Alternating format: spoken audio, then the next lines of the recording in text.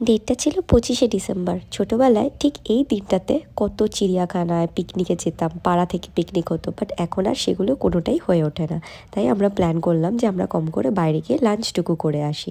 রাত্রির হলেই প্রচুর ভিড় বাড়বে, তাই আমরা ঠিক চলে এসেছি 2-3টের মধ্যে, 2-3টে এরকমই বাজে সিটি সেন্টার 2-তে। আমার স্টুডিওর কাছ থেকে তোমরা জানো সিটি সেন্টার 2 খুব একটা দূর না, তার টোটো রেন্টে নিয়ে আমরা চলে এসেছি, যেটা উবের টোটো হয় সেটা করেই এসেছি। এখানে তোমরা চারিদিকের এনভায়রনমেন্টটা দেখতেই পারো, বলবো না যে খুব খালি, কিন্তু খুব ভিড়ও না। রাত্রির বেলা এটা আরও বাড়বে। তো আমরা এখানে এসে এখানকার কম্বো তারপর একটা সিজলার নিয়ে নিই। প্রচুর জোরে খিদে পেয়েছিল, তাই ফটো তুলে ঝটপট করে ভিডিও করে আগে খাবারের ওপর ঝাঁপিয়ে পড়েছি।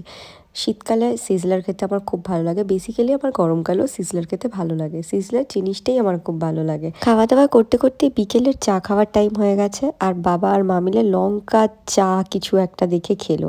তারপরে এবার বাড়ি যাবে সবাই, তাই দেরি হয়ে যাচ্ছে বলে আমরা নিচে নেমে এসেছি। ভাবলাম নিচের সুন্দর সাজানো ডেকোরেশনটা তোমাদের একবার ভিডিও করে দেখিয়ে দিই।